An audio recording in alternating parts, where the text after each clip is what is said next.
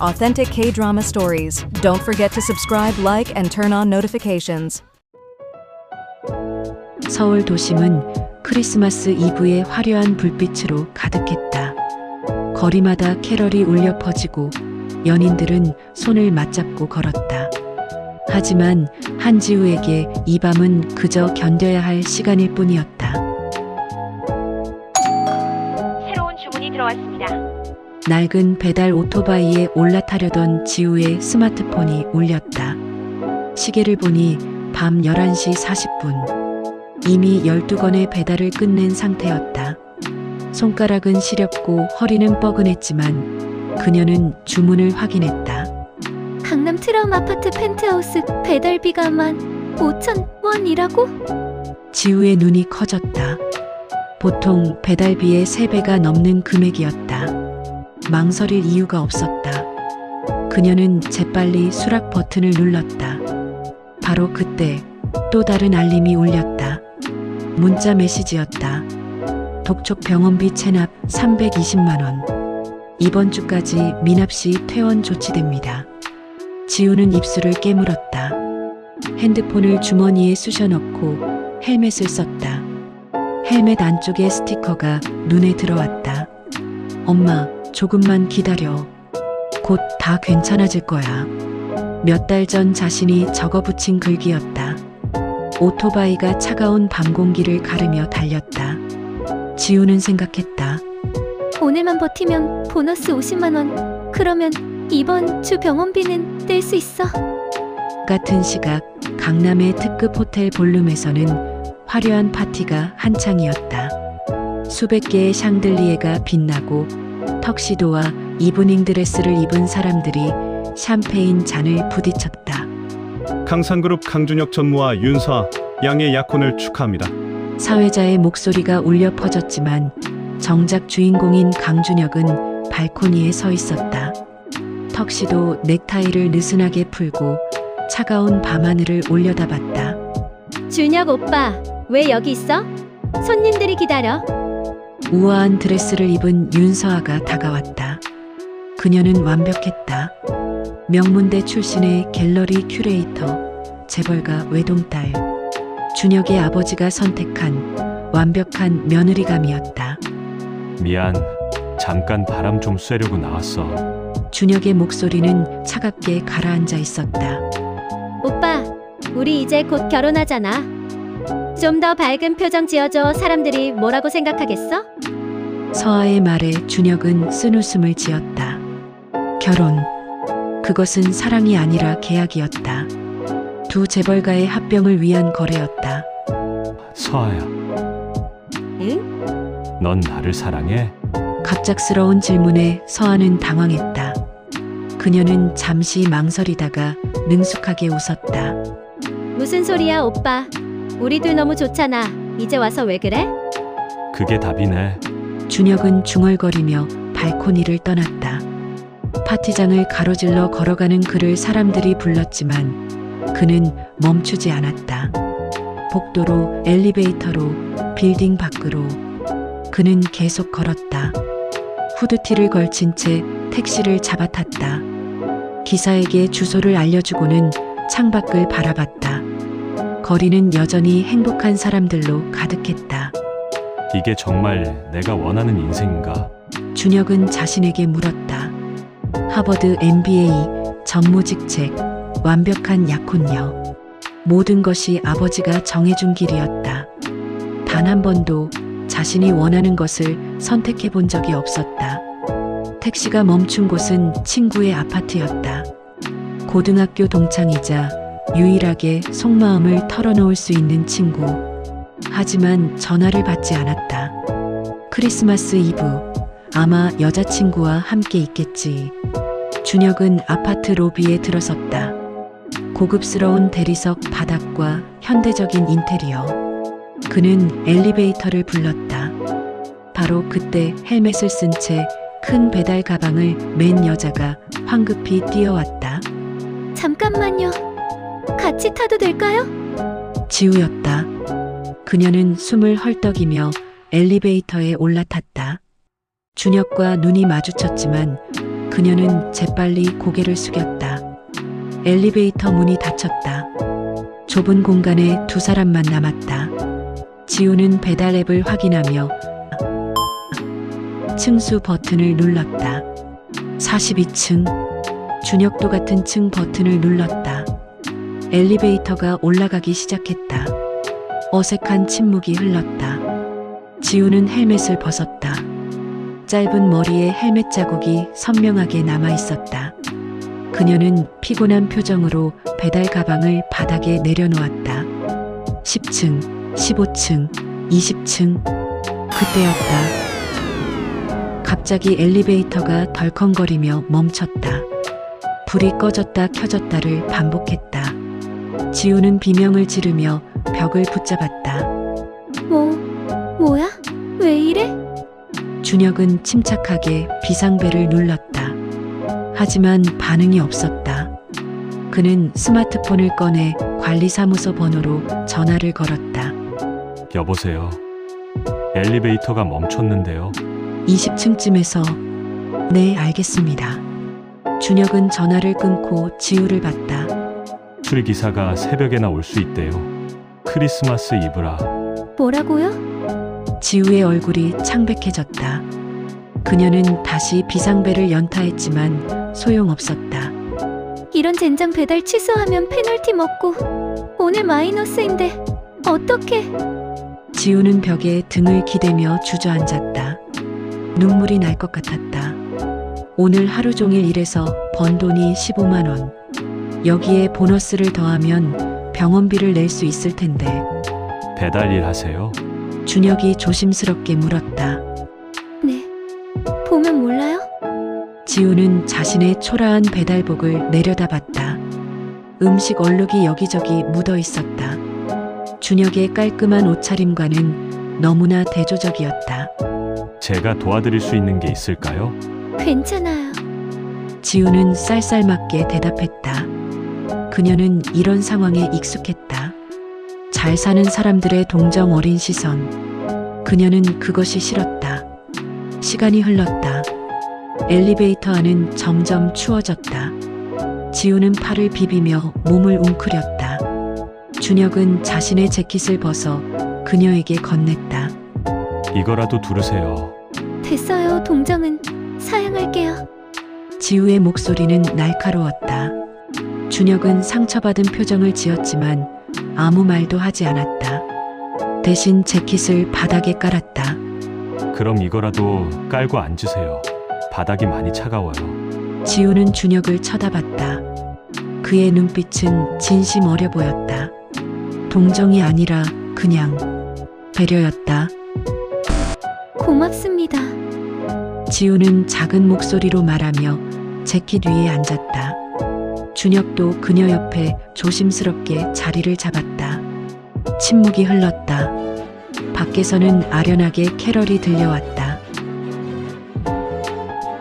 하지만 이 좁은 엘리베이터 안은 전혀 고요하지 않았다. 왜 지우가 먼저 입을 열었다. 이런 날 혼자세요? 크리스마스 이브인데. 준혁은 쓴웃음을 지었다. 도망쳐 나왔어요.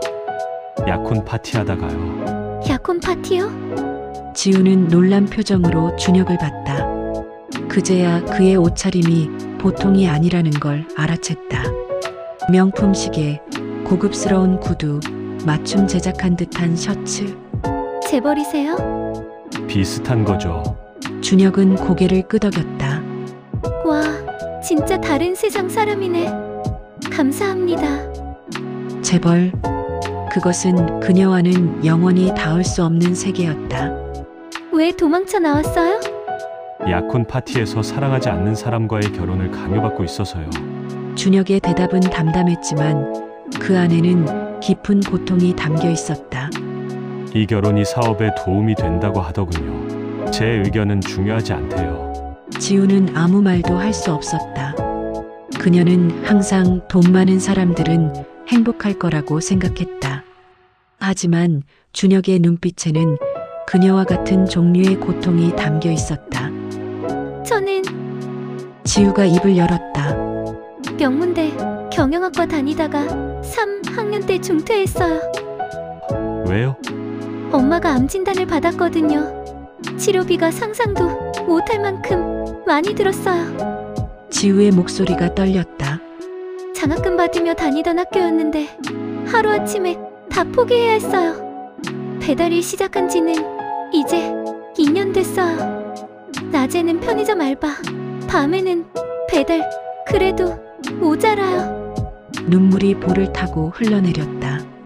지우는 황급히 손으로 닦았다. 낯선 사람 앞에서 우는 자신이 창피했다. 많이 힘드셨겠어요. 준혁은 조심스럽게 지우의 손을 잡았다. 지우는 놀라 손을 빼려 했지만 이상하게 거부감이 들지 않았다. 그의 손은 따뜻했다. 전 제 인생을 한 번도 제 마음대로 살아본 적이 없어요. 준혁이 고백했다. 초등학교 때부터 영재 교육, 유학, MBA 모두 아버지가 정해준 길이었어요. 이번 결혼도 마찬가지고요. 그래도 지우가 말했다. 그래도 돈이 있잖아요. 돈이 있으면 최소한 선택할 수 있어요. 저는 선택의 여지조차 없었거든요. 그렇게 생각할 수도 있겠네요. 준혁은 고개를 끄덕였다. 하지만 진짜 원하는 걸 선택할 수 없다면 그게 무슨 의미가 있을까요? 두 사람은 서로를 바라봤다. 서로 다른 세계에서 왔지만 같은 종류의 고통을 안고 있는 두 사람. 묘한 유대감이 형성되기 시작했다. 시간이 흘러 자정이 지났다. 크리스마스가 됐다. 지우는 스마트폰으로 시간을 확인했다. 12시 30분. 원래 뭐 하고 싶으셨어요? 공부 계속했으면. 준혁이 물었다. 마케팅이요. 광고 카피 쓰는 거 좋아했어요. 제품 하나를 가지고 스토리를 만들어내는 게 재밌었거든요. 지우의 눈이 반짝였다. 오랜만에 자신의 꿈에 대해 이야기하는 것 같았다. 한 번은 학교 공모전에서 1등 했어요. 화장품 광고 카피였는데. 그녀는 수줍게 웃으며 이야기를 이어갔다. 준혁은 조용히 귀 기울여 들었다. 전 패션 디자이너가 꿈이었어요. 준혁이 고백했다. 하버드에서 경영학 배우는 동안에도 몰래 디자인 공부를 했어요. 졸업 후에는 아버지 회사에 들어가야 한다는 걸 알았지만 포기할 수가 없었어요. 지금도 디자인 하세요? 가끔 혼자서 아무도 모르게. 준혁은 쓸쓸하게 웃었다. 새벽 2시가 됐다. 두 사람은 서로의 꿈에 대해, 포기해야 했던 것들에 대해, 그리고 미래에 대해 이야기를 나눴다. 처음 만난 사이지만 이상하게 편했다. 아마도 서로 아무것도 숨길 필요가 없었기 때문일 것이다. 만약 준혁이 조심스럽게 물었다. 만약 우리가 다른 상황에서 만났다면 어땠을까요? 지우는 잠시 망설였다. 그녀는 준혁을 봤다. 그의 눈빛은 진심으로 궁금해하는 것 같았다. 글쎄요, 당신 같은 사람은 제 세계에 없으니까 상상이 안 가네요. 지금 이 순간 우리는 같은 세계에 있잖아요. 준혁의 말에 지우의 심장이 빠르게 뛰었다. 그녀는 황급히 시선을 피했다. 이러면 안 되는데. 이 사람과는 어차피 여기까지인데. 바로 그때 엘리베이터가 덜컹거리며 움직이기 시작했다. 구조대의 목소리가 들렸다. 안에 계신 분들 괜찮으세요? 본문 열리니까 조금만 기다려줘요. 지우는 안도의 한숨을 쉬는 동시에 아쉬움을 느꼈다. 이 시간이 끝나면 다시는 이 사람을 볼 수 없을 것이다. 지우 씨, 준혁이 그녀를 불렀다. 연락처 교환할 수 있을까요? 지우는 망설였다. 하지만 그의 간절한 눈빛을 거절할 수 없었다. 그녀는 고개를 끄덕이며 스마트폰을 꺼냈다. 엘리베이터 문이 열렸다. 구조대원들과 함께 한 여자가 서 있었다. 우아한 드레스를 입고 완벽한 메이크업을 한 여자. 윤서아였다. 준혁 오빠, 어디 갔었어? 파티장이 난리 났었어. 서아는 준혁에게 달려들었다. 그리고 지우를 힐끗 쳐다봤다. 어머, 배달 음식. 내가 시킨 거예요. 파티 음식이 입맛에 안 맞아서. 중국 요리 시켰거든요. 지우는 얼어붙었다. 그녀는 자신이 들고 있는 배달 가방을 내려다봤다. 그리고 준혁을, 그의 옆에 서 있는 서아를 번갈아 봤다. 이게 무슨, 자신이 배달하러 온 곳이 바로 준혁의 약혼녀 집이었다는 것인가. 배달비 여기 있어요. 고생하셨어요. 거짓말 마세요. 재벌가 아들이 그렇게 쉽게. 그녀는 친절하게 미소 지었지만 그 미소 뒤에는 묘한 우월감이 숨어 있었다. 지우는 기계적으로 돈을 받았다. 감사합니다.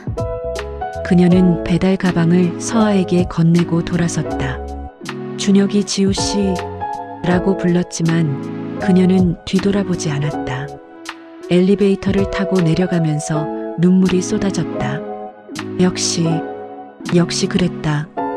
그것은 한순간의 착각이었다. 그와 자신은 다른 세계 사람이었다. 사흘이 지났다. 지우는 평소처럼 배달 일을 했다. 마음속 어딘가가 텅 빈 것 같았지만 그녀는 애써 무시했다. 잊어야 했다. 그날 밤의 일을. 오후 3시 지우는 배달 구역의 작은 카페 앞에 오토바이를 세웠다. 그리고 깜짝 놀랐다. 카페 앞에 준혁이 서 있었다. 어떻게? 배달 앱에서 당신 동선을 추적했어요. 준혁은 솔직하게 말했다. 지우는 화가 났다. 토킹이에요. 약혼녀한테 들키면 어쩌려고요? 서아와는 약혼을 파기하기로 했어요. 준혁의 말에 지우는 얼어붙었다. 거짓말 마세요. 재벌가 아들이 그렇게 쉽게. 지우 씨, 나는 진심이에요. 준혁이 한 걸음 다가왔다. 그날 엘리베이터에서 당신과 나눈 대화가 내 인생에서 가장 진실한 순간이었어요. 당신을 다시 보고 싶었어요. 오랜만이에요. 하지만 전 당신한테 걸맞은 사람이 아니에요. 학력도, 집안도, 아무것도. 그런 건 중요하지 않아요. 중요해요. 지우가 소리쳤다. 당신은 몰라요. 가난하게 산다는 게 뭔지. 매일 독촉 전화에 시달리고 편의점 알바하면서 손님들한테 무시당하고 명품 가게 앞만 지나가도 주눅드는 게 어떤 건지. 우리는 너무 달라요. 바로 그때 검은색 세단이 멈춰섰다. 차에서 내린 사람은 강 회장이었다. 준혁의 아버지. 강준혁, 지금 당장 집으로 돌아가! 강 회장의 목소리는 차가웠다. 그는 지우를 쳐다보며 수표를 꺼냈다. 당신, 얼마면 되겠어? 5천만 원! 1억! 지우는 손이 떨렸다. 5천만 원. 어머니 치료비로 충분한 금액이었다. 현명한 선택이야. 내 아들 인생 망치지 말고 조용히 사라져. 아버지, 준혁이 소리쳤다. 이러지 마세요. 하지만 강 회장은 무시했다. 지우는 수표를 받아들었다. 종이가 바들바들 떨렸다. 5천만 원. 1년치 병원비. 다시 학교로 돌아갈 수 있는 기회. 지우는 수표를 물끄러미 보았다. 그리고 천천히 그것을 찍기 시작했다. 저는 돈으로 살 수 있는 사람이 아니에요. 그녀의 목소리는 떨렸지만 단호했다. 강 회장은 놀란 표정을 지었다. 준혁은 감동받은 눈빛으로 지우를 바라봤다. 하지만 지우가 준혁을 보며 말했다. 준혁 씨도 저 때문에 가족과 틀어지면 안 돼요.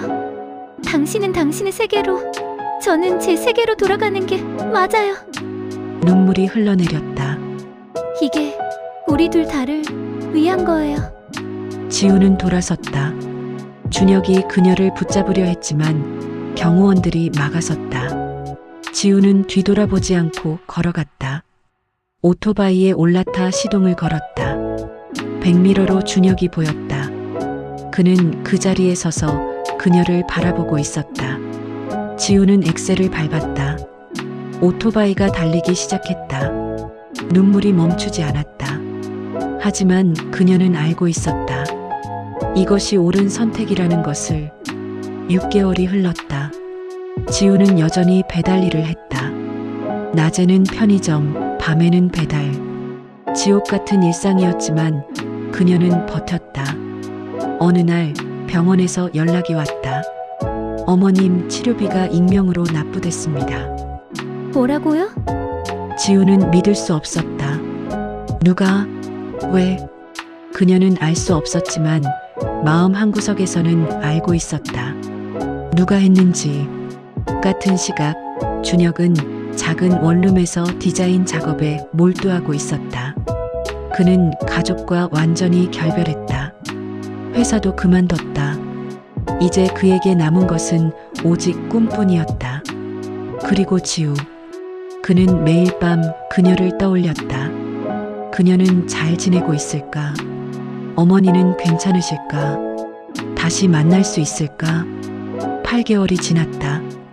지우는 대학교로 돌아왔다.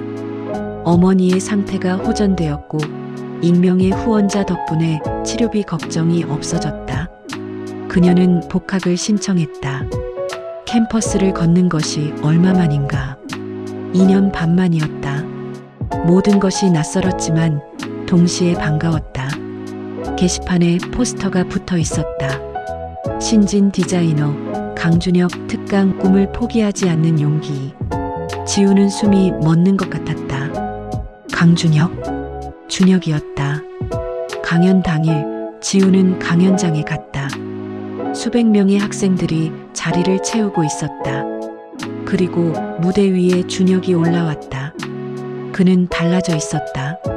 더 이상 재벌 2세의 모습이 아니었다. 캐주얼한 옷차림에 자신감 넘치는 표정.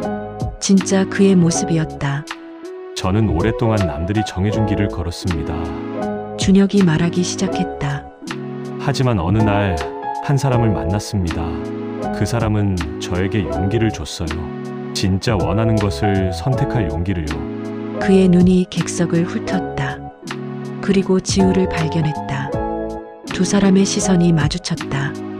준혁은 잠시 말을 멈췄다가 미소를 지었다. 강연이 끝나고 준혁은 지우에게 다가왔다. 오랜만이에요. 지우 씨. 그러게요.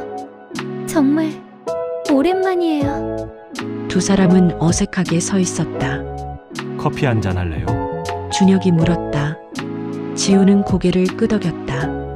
카페에 앉아 준혁은 그간의 일을 이야기했다. 가족과의 결별, 회사 사직, 작은 스튜디오 창업, 그리고 어머니 치료비를 익명으로 지원한 것도. 왜 그랬어요?